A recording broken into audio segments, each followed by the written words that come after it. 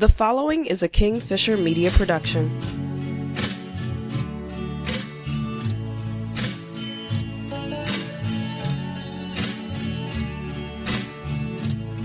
Hey guys, you're listening to the In the Blood podcast.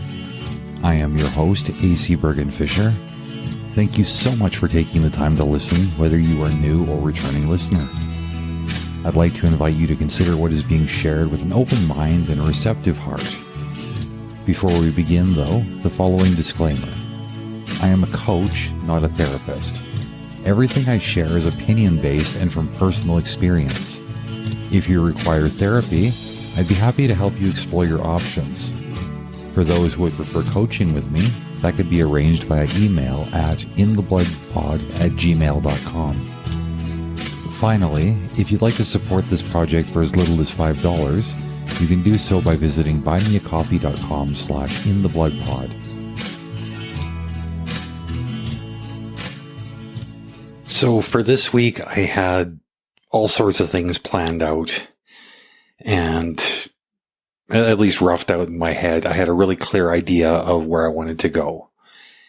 And I found that when I was starting to do notes, preparing for the things I was going to talk about, I couldn't quite connect my thought pattern with my own honest state of mind. And what that means is that in order for me to present the message that I wanted to present, I think I would have had to misrepresent myself to a certain degree to make it sound like I had myself a lot more together than I actually am. And as tempting as it was to come across sounding like somebody who had his head screwed on straight, I realized that if I was going to do that, then I would be risking the trust that so many of you have put in me to be honest and transparent and authentic. So what I decided to do was to tear up my notes and just speak freely and honestly from the heart. And hopefully we get through enough time together where you don't feel like I'm either shortchanging you by going too short or rambling to the point where I've gone too long and I've lost your attention and therefore lost the message that I'm hoping to put out there. So for those of you who listen to me often enough, you can probably already hear that there's a little bit of a wobble in my voice. I'm a little bit shaky, a little bit emotional. And I've been feeling that way all week, actually. I mean, it all started off Sunday morning. I've been attending services at a Unitarian church close to where I live. And for those of you who don't know, a Unitarian church is a congregation that is made up of people of all faiths or no faith. And we get together and I guess some people would call it worshiping. Some people would call it just interacting, celebrating the human experience. I mean, whatever. I mean, it's a basic church format, right? I mean, you've got your songs that are sung. There's a message that's put forth from the pulpit, but there isn't like a huge emphasis on any specific god or gods. Anyways, it being Easter Sunday, I wasn't really sure how they were going to put a not religious spin on that because, I mean, Easter's is one of those holidays where it seems to be all about Jesus. But what they did instead was they were talking about transformation rather than the resurrection being a literal death and a rebirth, but talking about how we can die to our old identities and then be reborn into something different. And to really, really drive this point home, they had several drag queens come in and put on a fantastic show. And I was fully expecting to be entertained by this show. Because I mean, with the combination of the music and the dancing and the over the top makeup and wigs and flamboyant costumes, it just like, it couldn't have been anything other than entertaining. And I wasn't therefore surprised when, you know, it was just a lot of fun for me to watch this. But where things started to get a little bit different for me was when each of these performers in turn took to the microphone and began to describe what their experiences had been prior to coming into their own different gender identities. You know, whether it be queer or trans or just, you know, anything other than what our Christian society might label as quote unquote normal.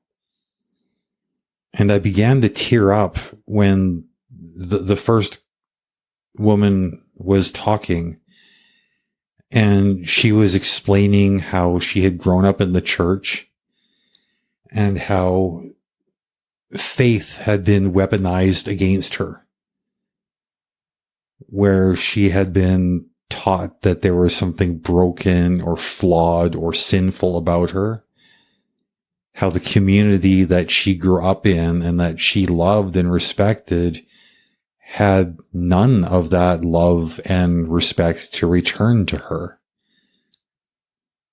And how for many, many years now, she's been struggling under the weight of this belief that she carried in her heart, not understanding that there were places where she could go with that belief where she wouldn't be faced with harsh judgment or ridicule or threats of hell, that sort of thing.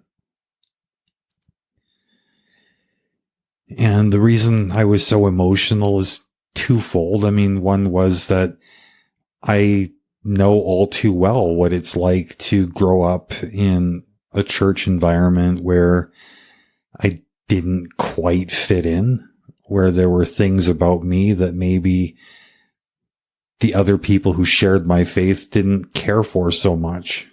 But the things I struggled with were nowhere near as big as the things that she was describing. And she became very, very emotional herself when she was thanking all of us for creating such a warm and welcoming environment for her and the other performers. And as I was listening to her talk, I had this overwhelming urge to go and to apologize. And the reason I felt the need to apologize is because I was thinking about the person I used to be. I used to be a bigot. I was racist. I was homophobic. I was transphobic. I was every kind of phobic because that was my normal. That's what I grew up with. And it's not like I'm trying to shift the blame or shirk the responsibility of my horrible attitudes and actions. I'm just offering some explanation of where it came from. You know, I was the person who, in years past, I would have been, instead of inside the congregation welcoming these performers, I would have been standing outside with the other narrow-minded protesters that were there. I would have been holding that sign that, instead of like the theme said, "Drag me to church," they had these people that were standing outside with signs that said, "Drag me to hell." Just making a big show of the fact that these beautiful people whose lives were causing nobody any harm were somehow disgusting to these bigots. But that's who I used to be. The shame of all that. God, it was so heavy. I needed to apologize for who I had been. The second performer took the microphone, told a very, very similar story. And now I was going beyond the point where I felt shamed to the point of needing to apologize for my past self. I really felt like I just wanted to slide right under my chair and hide there in shame. By the time the third and fourth had shared their stories, I didn't feel like I belonged there anymore. All of them offering these tearful thank yous to the congregation, including me, for creating a loving and welcoming environment that was free of judgment, allowing each of them to shed their preconceptions about what faith and what church meant to them, allowing them to reconnect with things that were important to them that had been taken from them because they weren't good enough, they weren't normal enough, they weren't straight enough, you know? And while I probably should have stuck around and said something, I should have owned it, I left. And the reason I left was not just because of the shame. The shame was like a sizable piece of it, but I wouldn't even say that that was half of it. The majority of the reason why I left, I realize, is that I knew that these people that I had been so cruel to in the past would have forgiven me in an instant. And I didn't want to get off that easy. And while I've been an outspoken ally for many, many years now, I still can't shake off the feeling that I owe the community something more than saying, hey, I'm on your side now. Me speaking up on their behalf, it doesn't unsay the words that I said. It doesn't undo my actions. It doesn't erase the fact that I stood there in such a cruel and judgmental way, holding those signs, protesting these people that were just living their lives.